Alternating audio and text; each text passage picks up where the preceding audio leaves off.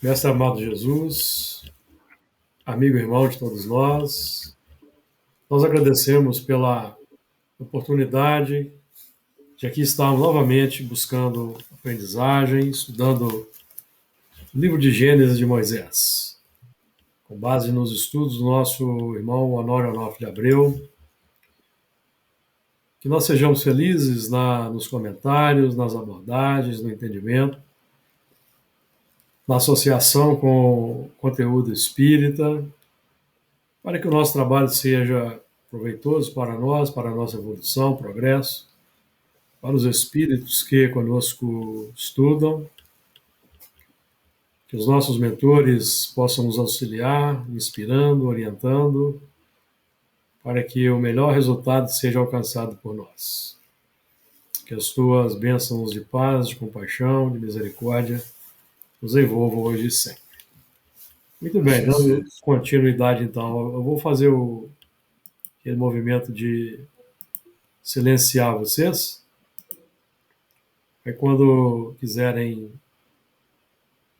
comentar, é só abrir o som. Vou fazer a leitura aqui. Hoje nós vamos estudar o versículo 26 do capítulo 9. Vamos lá. E disse: Bendito seja o Senhor Deus de Sem, e seja-lhe Canaã por servo. Alargue Deus a Jafé e habite nas tendas de Sem. E seja-lhe Canaã por servo. E viveu Noé depois do dilúvio 350 anos. E foram todos os dias de Noé 950 anos e morreu. Muito bem, esse versículo 26, que diz o seguinte: e disse, bendito seja o Senhor Deus de Sem, e seja-lhe Canaã. Aliás, eu acho que nós começamos a estudar o versículo 26, não foi?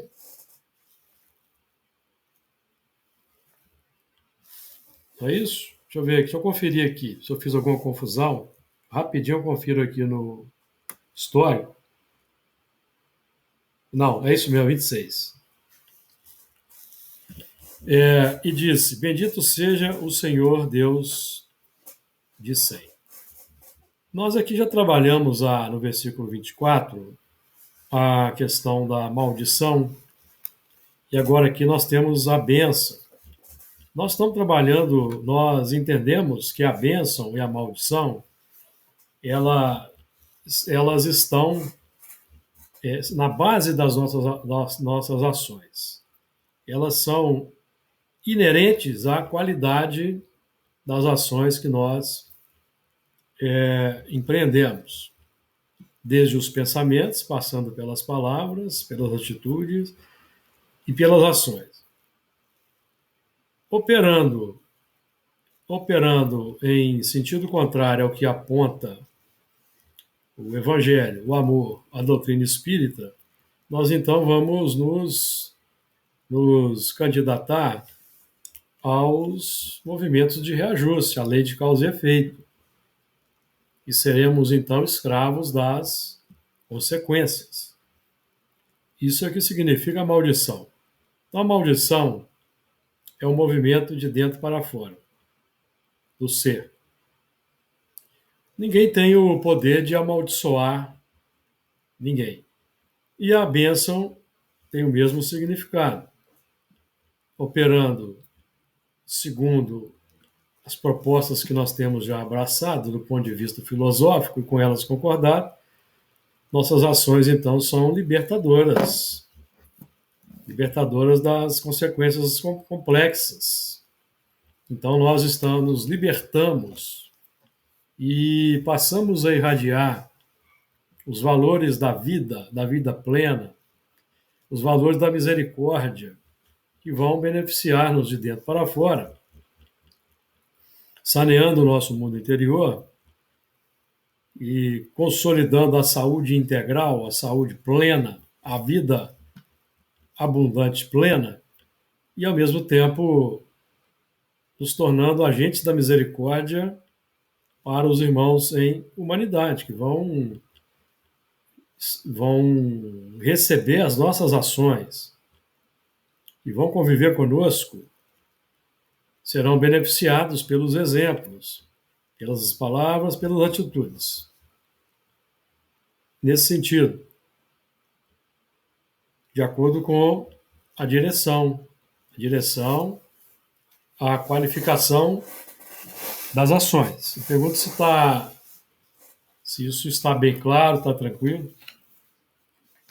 Para os amigos aí. Então, bendito seja o Senhor Deus de Sem. Nós vamos aqui vendo também, nesse ponto, Deus de Sem, uma gradatividade na concepção de Deus.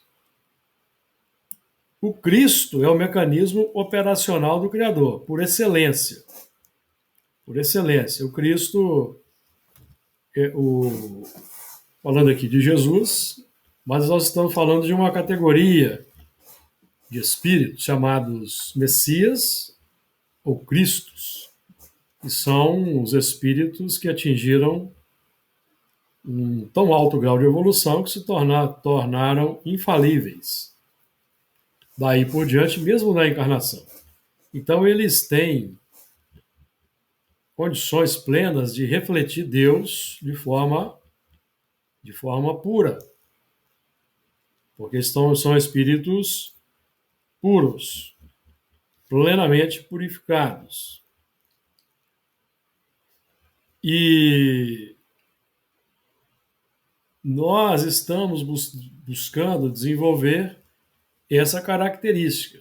E todos nós, operando no bem, no campo do amor, já estamos operando segundo a concepção de Deus que temos recebido, que temos estudado, trazida por Jesus, por exemplo, e ampliada pela doutrina espírita. Então, nós somos seus agentes, em ponto menor, mas já somos seus agentes.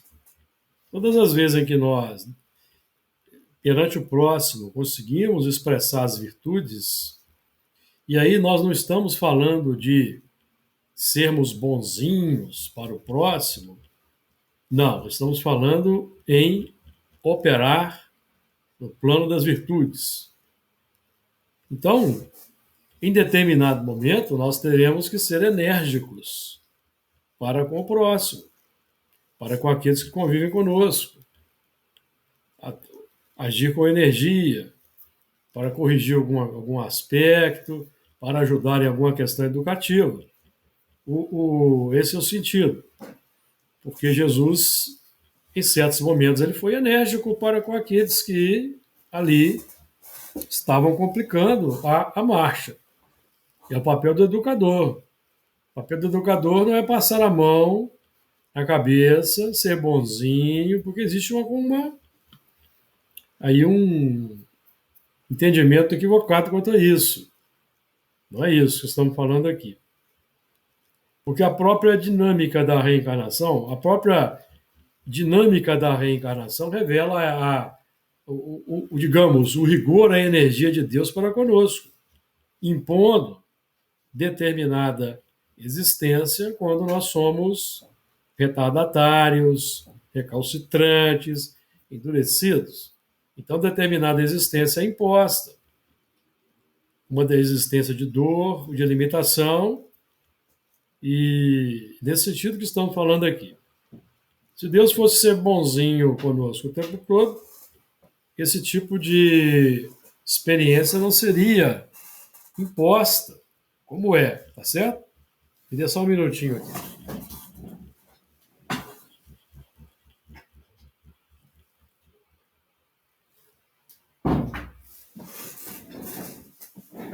De acordo aí com o comentário? Então, o Cristo é o mecanismo operacional do Criador por excelência. É o grau supremo. Aquele que tem totais condições de operar segundo o Criador e refleti-lo de maneira pura. maneira pura. Então, Paulo vai dizer que ele é a mais perfeita imagem do Criador na Epístola aos Hebreus, do primeiro capítulo.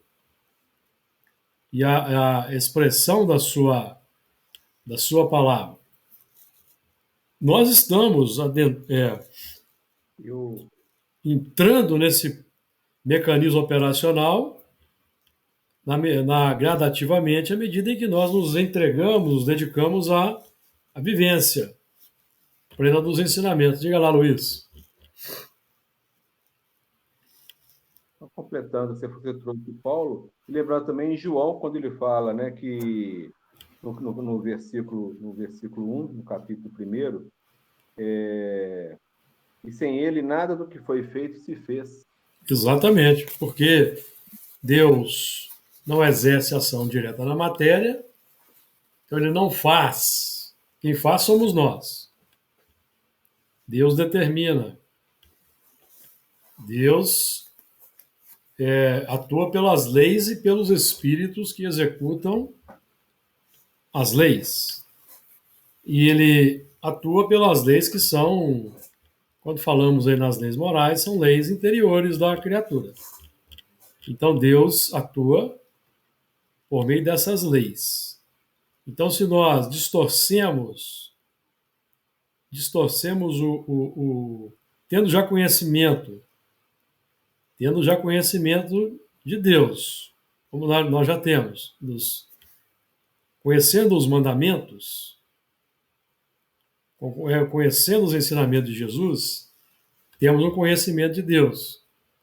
Sabemos que devemos agir já segundo uma linha de ação, mas distorcendo intencionalmente essa linha de ação, agimos em sentido contrário, então nós estamos no caminho da maldição. Aí a lei, essa distorção da lei que nós geramos no mundo interior, vai impor, vai atrair, nós mesmos vamos elaborar, consciente ou inconscientemente, uma existência reparadora. A misericórdia de Deus, por meio dos espíritos que a executam, vão disponibilizar o recurso, o corpo físico, com tais ou quais medidas. Mas temos que entender que é com base no que nós elaboramos. O que nós elaboramos é que vai ditar o tipo de experiência. Experiência bendita, experiência para expansão plena das virtudes, ou uma experiência limitadora, para que aquela determinada paixão, aquela determinada imperfeição que nos faz distorcer a caminhada, seja contida, não se manifeste. Esse é o objetivo. Então, os espíritos superiores operam gerenciando os dispositivos legais, digamos assim.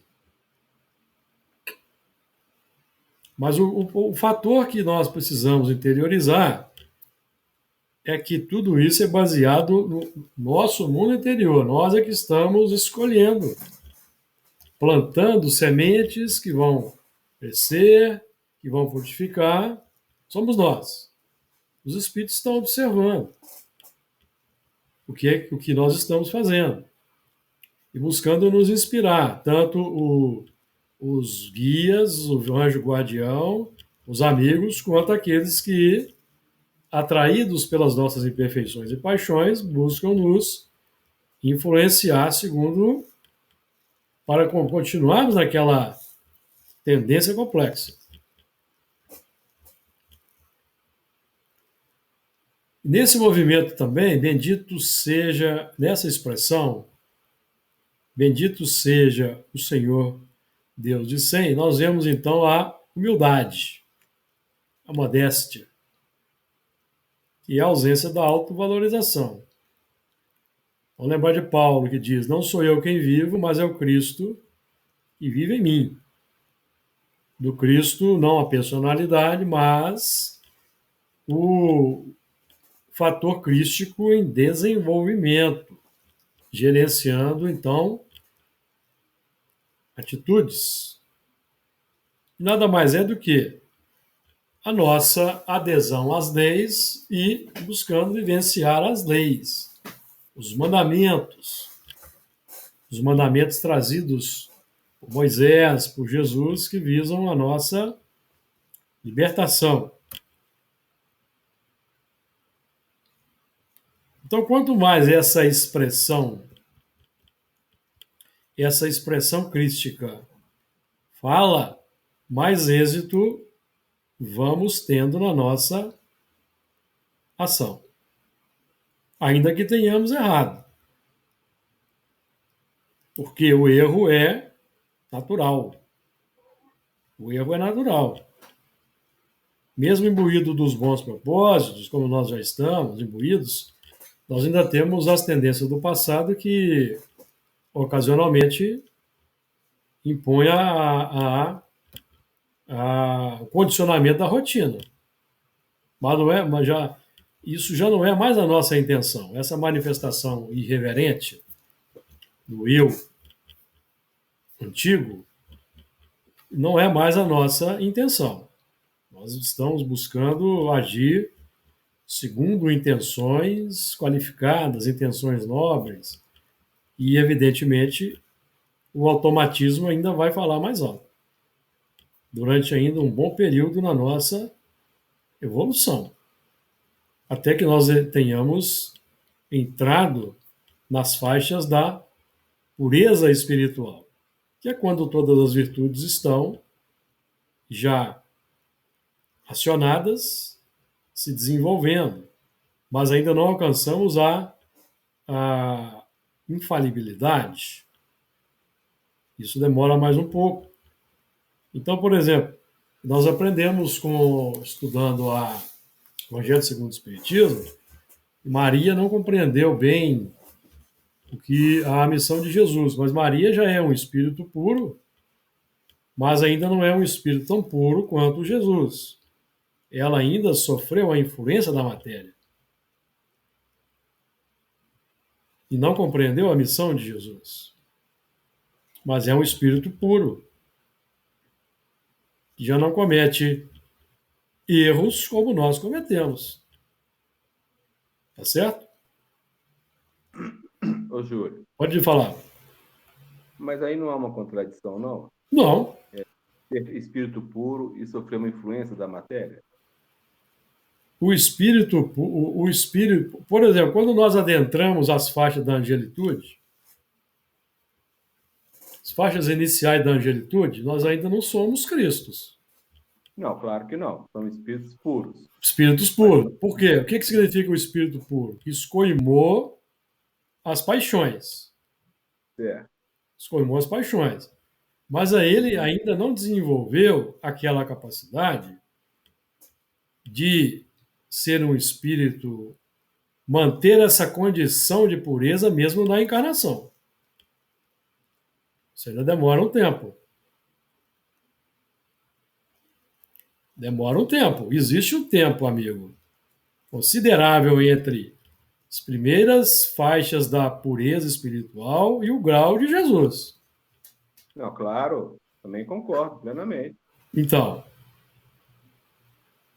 Mas, bom, você sofre a influência, mas não cede à influência, é isso? sofre a influência porque o espírito, nesse caso, ele ainda não é um espírito plenamente perfeito. Sim, pois é. Mas ele não cede à influência. Não cede à influência das paixões. Paixões. Mas ele vai ter na matéria, uma certa dificuldade de entender certas coisas. Entendi. Como Maria. Maria enviou os irmãos para buscar Jesus porque ela achava que ele tinha enlouquecido.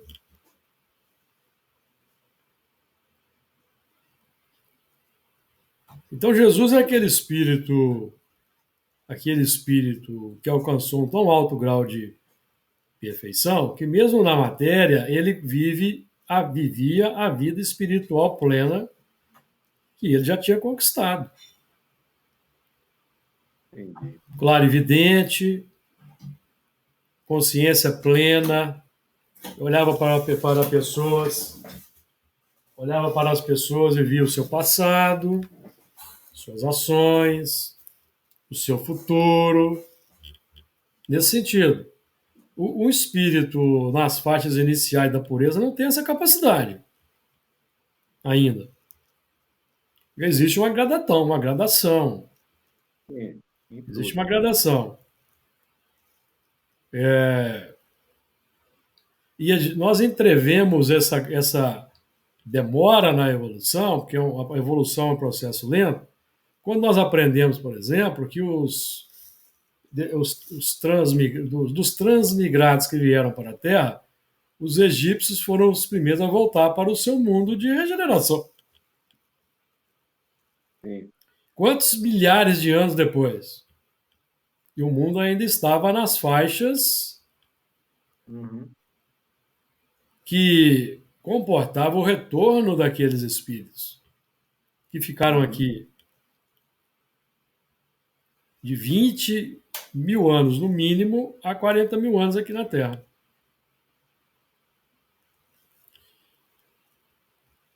Bom, Beleza. é o que nós depreendemos com base, inclusive, nessa fala de Kardec. Maria não compreendeu o que Jesus tinha vindo fazer.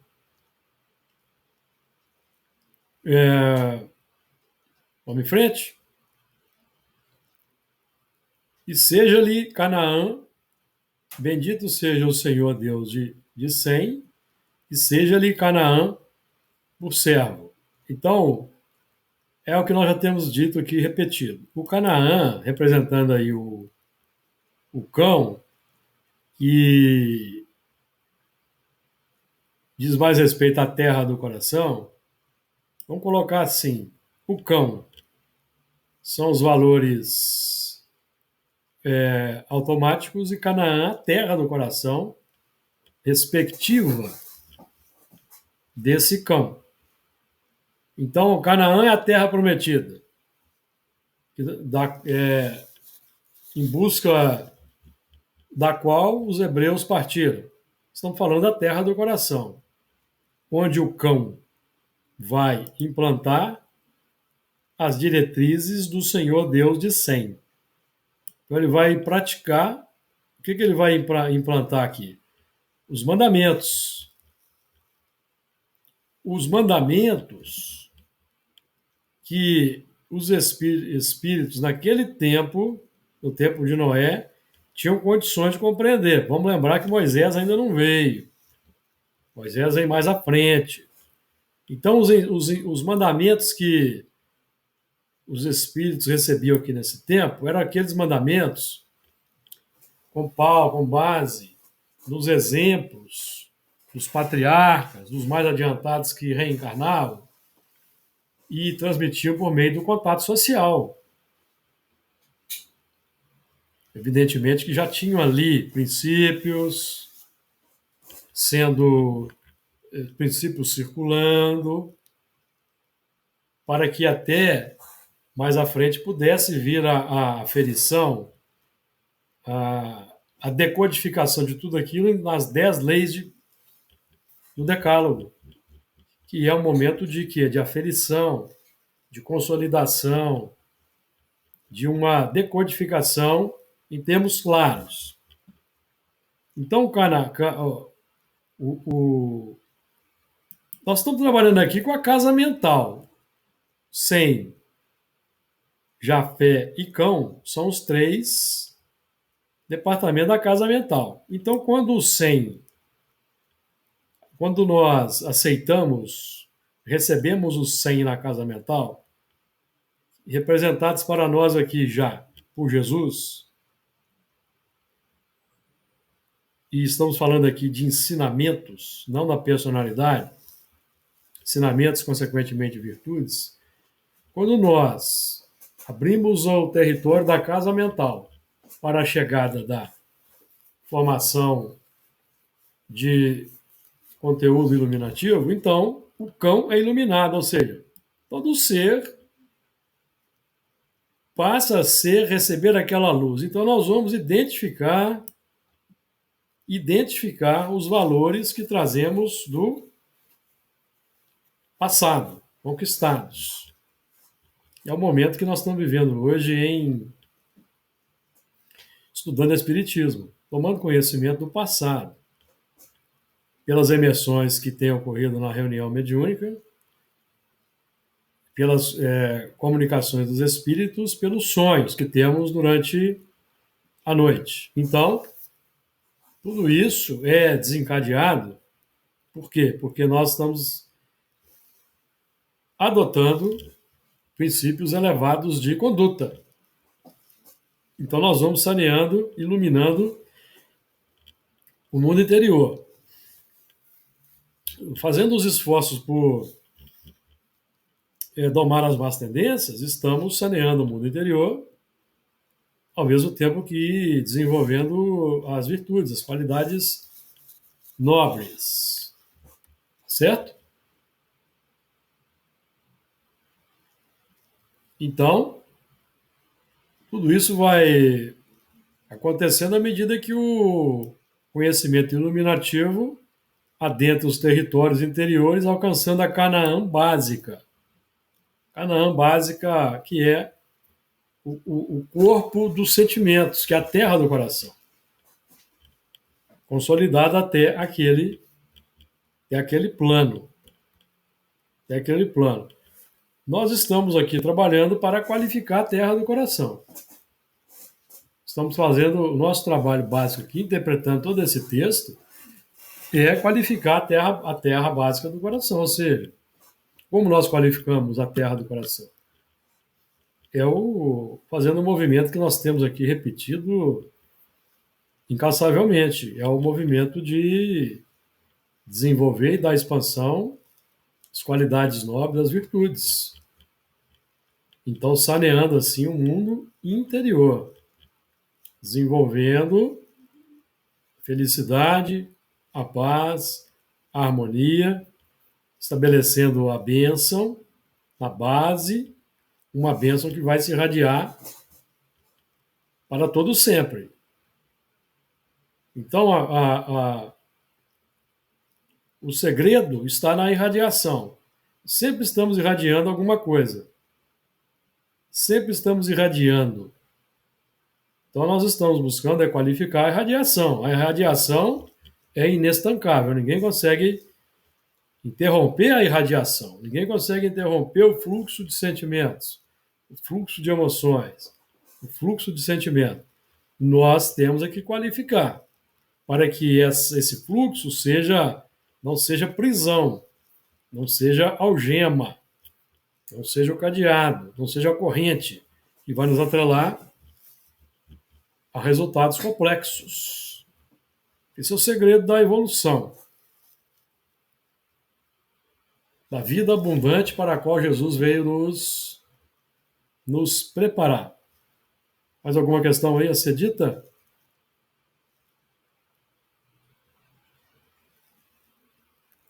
Então nós estamos lutando aqui, ó, eu vou ler aqui Romanos 6,16. Não sabeis vós que a quem vos apresentardes por servos para lhe obedecer, sois servos daquele a quem obedeceis, ou do pecado para a morte, ou da obediência para a justiça? Já temos estudado isso com Emmanuel. A quem obedeceis? Naquele capítulo. Porque nós sempre estamos obedecendo alguma coisa e não percebemos. Provas? Questão 459 do Livro dos Espíritos. Influem os espíritos em nossos pensamentos e atos? Muito mais do que imaginais, de ordinário, são eles que vos dirigem. Ou seja, com base no que nós estamos irradiando. Então, na verdade, nós estamos obedecendo cegamente, às vezes, o nosso eu do passado. Cedendo aos maus hábitos, cedendo àqueles hábitos que nós já não queremos mais praticar. Então, estamos obedecendo a quem? O eu do passado. E o eu do passado vai agregar espíritos que se afinizam com essas propostas e vão aí fortalecer essa linha de conduta. Vão aumentar as nossas necessidades, vão multiplicar as nossas necessidades. Esse é o movimento. Então, nosso trabalho é o trabalho da busca da humildade, pela humildade, é o trabalho da simplificação das necessidades, da busca pela modéstia nas ações, para que então o quê? Possamos atrair os bons espíritos sempre. E esse tipo de atividade, a ação vai afastar os maus espíritos, tá? E esse é um ponto bastante interessante aí. Mais algum comentário? E não tenhamos, há pouco tempo aí no outro estudo, não foi nesse próprio estudo mesmo, não foi no estudo de Apocalipse, surgiu um certo receio com a palavra maus espíritos, e nós aqui enfatizamos na época que na codificação nós vamos encontrar Kardec se referindo a maus espíritos mesmo, utilizando esse termo. Por exemplo, no livro A Gênese, se não me engano, é no capítulo 14, falando das obsessões e possessões, que é o tema aqui, certo? Nós estamos trabalhando aqui nesse momento. Kardec vai dizer assim, ó, pululam em torno da Terra os maus espíritos, em consequência da inferioridade moral de seus habitantes. A ação malfazeja desses espíritos é parte integrante dos flagelos com que a humanidade se vê a braços neste mundo. A obsessão, que é um dos efeitos de semelhante ação, como as enfermidades e todas as tribulações da vida, deve, pois, ser considerada como provação ou expiação e aceita com esse caráter. Então, nesse movimento aqui de uma obediência irrefletida, nós podemos nos entregar às obsessões. E sempre é um movimento, amigos, de dentro para fora. Não é os espíritos não nos impõem o que nós não queremos. Eles se aproveitam. Então a obsessão ela vai se estabelecendo a partir das conexões que os espíritos realizam na pauta da afinidade conosco. A partir dos hábitos mais simples e vão se ampliando à medida que eles vão, aos nossos hábitos se somam, as nossas necessidades se somam a dos espíritos. Aí podemos chegar no campo, no plano da obsessão, subjugação e possessão também. Possessão também. A possessão que Kardec inicialmente negou, e do que não é tratado, por exemplo, no livro dos médiuns, depois ele mudou de opinião na Revista Espírita. Ele constatou que a possessão existe realmente. E é quando o espírito se entrega plenamente ao desencarnado. Então ele passa a controlar plenamente o encarnado, tá?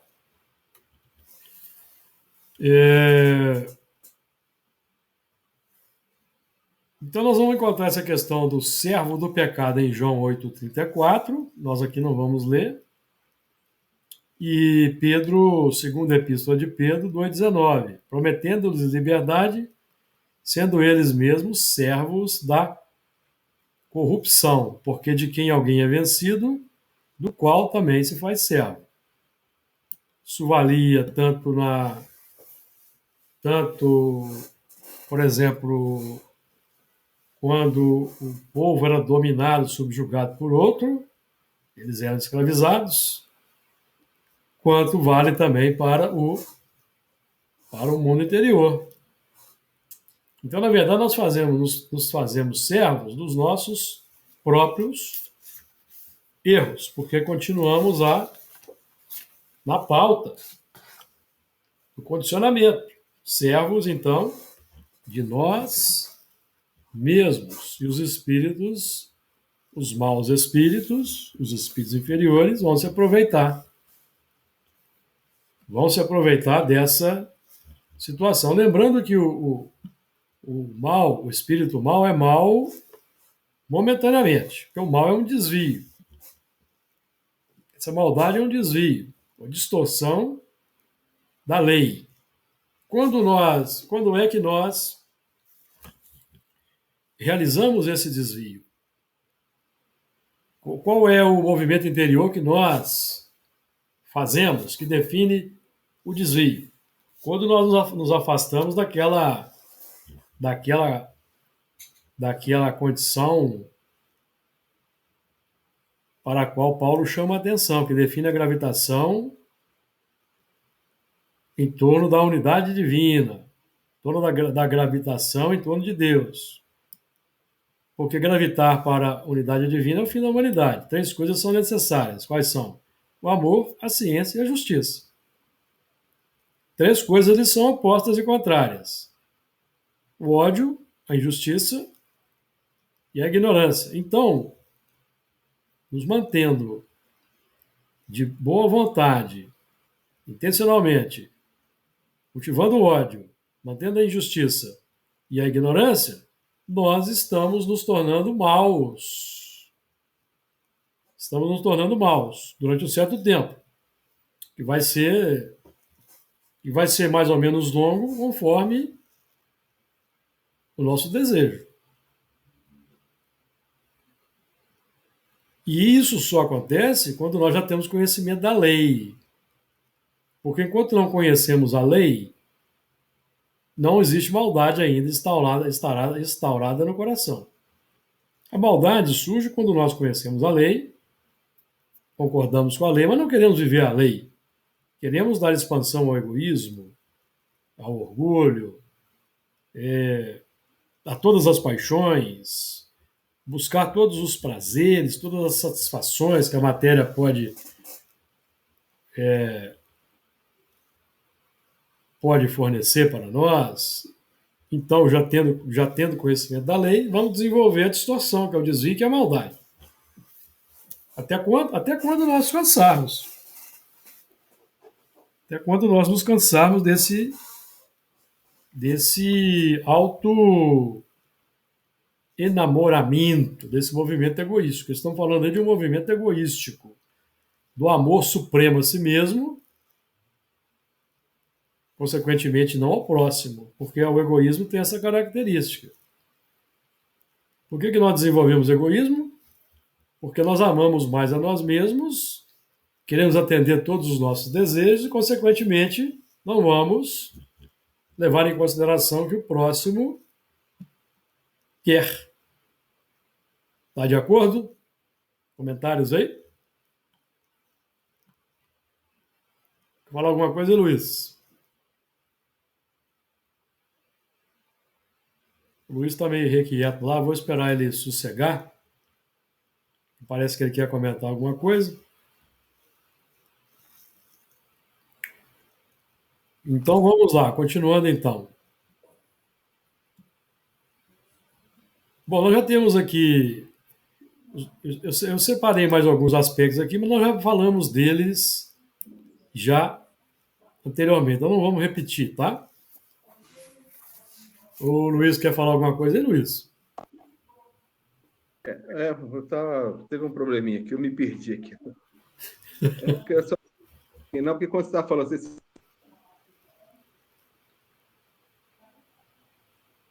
Você ficou mudo. Né, que falou dos Agora sim, agora estou te ouvindo. Repete aí. 9, né?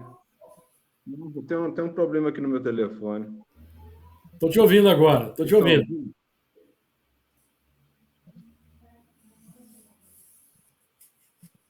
Tá me ouvindo? Tô te ouvindo. Pode falar. É que na questão 1009, né? Você falou do divino e falou dos maus, né? Porque mais abaixo na questão 1009 ele vai falar, acho que ele fala um pouco dos maus quando ele pergunta quem é o culpado, né? Sim, Que é sim, aquele que por um desvio, por um falso movimento da alma, se afasta desse objetivo da criação. sim, que é o culto do belo, do bem, não é isso? Isso, Então, isso. esse é o objetivo da criação. Então nós estamos falando aqui de um movimento prático, não é um movimento místico, para darmos parâmetros práticos. Então, por exemplo, se nós estamos dialogando com alguém que é cético, que é ateu, que não acredita em Deus e no mundo espiritual, nada disso. Mas, então, como nós podemos. Olha, você não precisa acreditar em Deus. Tem dificuldade de acreditar em Deus? Não precisa. Mas se você amar o próximo, observar a justiça e praticar a ciência, você está gravitando naturalmente em torno do que representa Deus na prática. Amar significando operar segundo as virtudes, todas as virtudes que for possível operar. Esse é o movimento. Porque tem muita gente que ama a Deus, mas odeia o próximo. Porque ele ama um ser invisível. É muito fácil você amar um ser invisível. Então a pessoa confunde a fidelidade a Deus a uma adoração exterior. Então nós vamos ver, vamos tomar conhecimento das aberrações que vemos da boca de religiosos, como alguns aí que têm incentivado matar Matar, é verdade. transexuais porque agrada a Deus, Deus quer matar. Não, Deus não quer matar. Deus se expressou por Moisés pelos 10 mandamentos e o mandamento é claro, não matarás. E se expressou por Jesus. Então nós estamos aí tomando conhecimento de um falso profeta, um legítimo falso profeta. Porque João, na sua epístola, é muito claro. Como pode amar a Deus a quem não vê e odiar o próximo a quem vê? São coisas incompatíveis. Porque Deus é invisível, Deus não exerce ação direta na matéria, ele se manifesta pelos seus instrumentos, e obviamente que quem prega a morte não é instrumento de Deus. Ô, Júnior, Diga lá, Fernando. eu acho que esses elementos são dignos de pena, porque automaticamente eles estão profetizando uma próxima encarnação. Isso é a maldição. Maldição que sai do íntimo e que mantém uma irradiação complexa, que vai desaguar em síndromes, em dificuldades, seja nessa existência, seja em futuras existências. Porque é preciso sanear esse fluxo complexo, Aham. é preciso sanear esse fluxo complexo.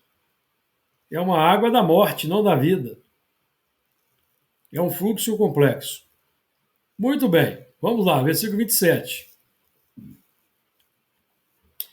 Alargue Deus a Jafé e habite nas tendas de Sem, e seja-lhe Canaã por certo. Então nós estamos vendo aqui que nós vamos repetir muito nesses versículos finais. Alargue Deus a Jafé. Do que estamos falando aqui? No simbolismo da casa mental, nós estamos aqui trabalhando com Jafé, que representa o campo da consciência desperta. Então, buscando aquela conexão com Emmanuel em pensamento e vida, nós vamos aprender que a mente, Emmanuel como que define a mente? nós vamos interpretar a mente como sendo o campo de nossa consciência desperta na faixa evolutiva em que o conhecimento adquirido nos permite operar. E antes ele vai dizer assim, que nós estamos confinados entre a animalidade e a angelitude. Confinados entre a animalidade e a angelitude. Ou seja, nós estamos, lembrando aqui daquela gradação que o irmão Jacó traz no livro Voltei, ele traz a seguinte gradação lá no livro, Voltei, que um terço da humanidade caminha da irracionalidade para a inteligência. Um terço da inteligência para a razão. Um terço da razão para a humanidade. E a faixa seguinte, que vem, o ciclo seguinte, da humanidade para a angelitude, ele vai definir lá que a maioria, esses espíritos não estão reencarnados na Terra, estão no mundo espiritual. Então nós aqui na Terra, de fato, estamos confinados entre a animalidade e a angelitude. A angelitude, o futuro que nos aguarda, a animalidade, o passado que deixamos. Nós estamos lutando, presentemente, no campo da consciência desperta, da razão esclarecida segundo o ensinamento espírita, para domar a animalidade, domar as inclinações más, e já instaurar nos corações as virtudes que são os sinais, os esboços da angelitude, iniciando nos nossos corações. Esboços. Porque enquanto nós não formos plenamente virtuosos, ainda tivermos resquícios de imperfeição das paixões, nós ainda não somos espíritos puros. Consequentemente, não adentramos na faixa da angelitude. Então, a faixa da regeneração que nos aguarda é aquele terreno onde o espírito penitente vai acabar de se depurar. Ou seja, na regeneração, nós vamos vencer os últimos resquícios da animalidade. Vamos vencer os últimos resquícios da animalidade.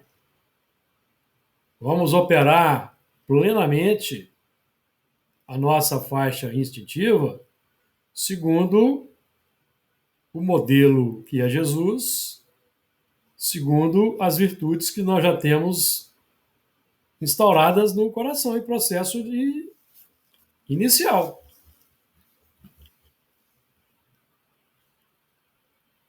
Já entrando no campo da felicidade. Porque a partir do momento que, aqui nos aproveitando da questão 893, que há virtude sempre que resistimos ao mal, quando nós já começamos a entrar nessa faixa de operação da resistência ao mal, pelo combate às más inclinações, já começamos a sentir a felicidade embrionária decorrente desse processo. Já vamos tomando posse das faixas iniciais do reino dos céus. Porque o combate, resistência ao mal, significa... O que significa na prática? Significa silenciar a animalidade, de um lado, e amar o próximo de outro. Esse é o movimento. Quando nós combatemos as más inclinações, nós estamos fazendo um movimento prático muito claro. Nós estamos combatendo o egoísmo, as paixões, e estamos trabalhando na faixa das virtudes, que é o campo do amor ao próximo em operação. Então, à medida que veja bem, à medida que nós vamos exercendo, operando nessa faixa da transformação moral, da renovação dos sentimentos, da vitória sobre as más inclinações, nós vamos alargando o campo da nossa consciência com conhecimento elevado. Então, a nossa consciência vai sendo preenchida gradativamente pelo conhecimento nobre, pelo conhecimento elevado. Perceberam? As filosofias separatistas, as filosofias que fazem distinção de pessoas, de castas, essas ideologias complexas vão deixando de ter espaço na nossa casa mental, porque nós estamos fazendo aquele movimento de observar o amor, a ciência e a justiça. E o que é incompatível com isso? O ódio, a ignorância e a injustiça, que são os opostos, movimentos opostos ao amor ao próximo. Consequentemente, é o amor a nós mesmos, amigos, porque nós estamos falando aqui basicamente de amor a nós mesmos. Todo esse movimento de ampliar o campo da consciência desperta, com conhecimento nobre adquirido, significa amor a nós mesmos, saída da ignorância. Vamos deixando de praticar a injustiça, vamos deixando de fazer acepção de pessoas, ou seja, vamos deixando de odiar o próximo e vamos adentrando na escala, no patamar seguinte, na faixa da angelitude. Esse é um movimento. Esse é um movimento, tá claro? Comentários, dúvida?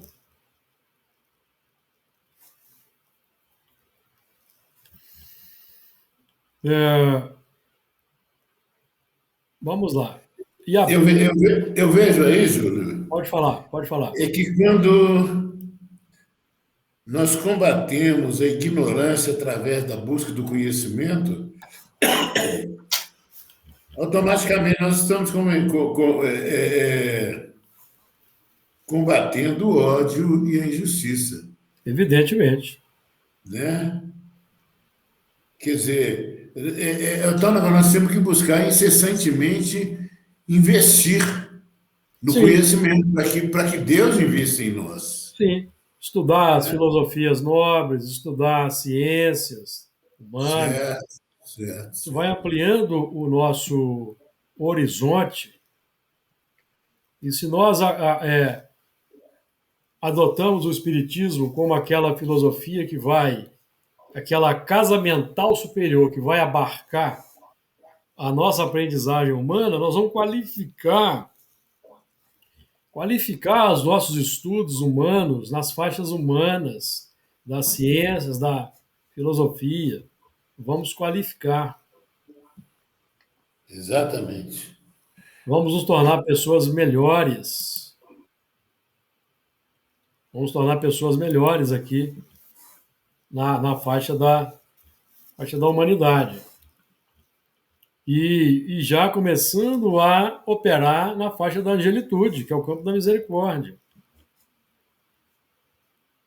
O que caracteriza a angelitude? Sentimento dos espíritos angelicais como Jesus. Compaixão, misericórdia, a piedade, o amor extremado ao próximo. É isso que caracteriza. Então, nós, adotando essas virtudes como um padrão a ser cultivado no dia a dia, nós vamos dar passos largos na direção a que nos propusemos, a direção que a doutrina espírita aponta e na qual estamos investindo.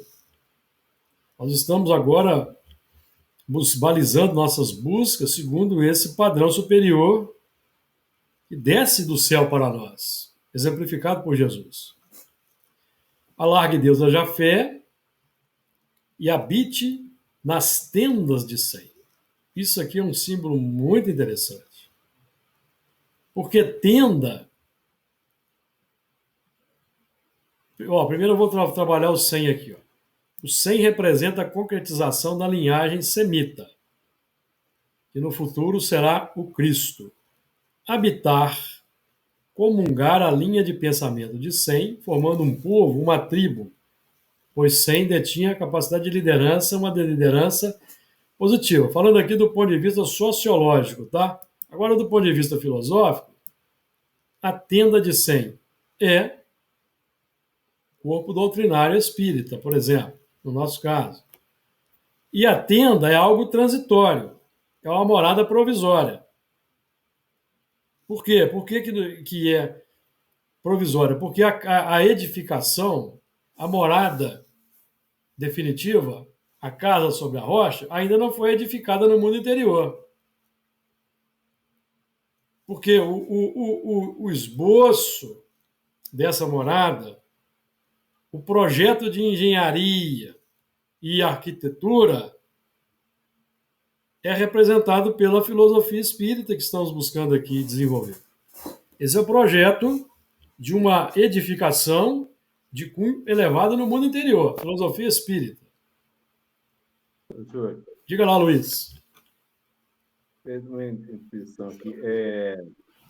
Pelo que você falou, a gente pode pensar assim na tenda, como você falou, uma morada transitória, representando essa fase que nós nos encontramos, né? Encarnando, reencarnando, encarnando, reencarnando, até que, quando a gente chega na construção dessa casa na rocha, que aí é uma casa fixa, que ela não vai, vamos pôr entre aspas, não se mover, ou seja, eu não preciso mais da reencarnação, podemos representar aqui nessa casa, nessa rocha, essa fase que nós encontramos na fase de espíritos puros.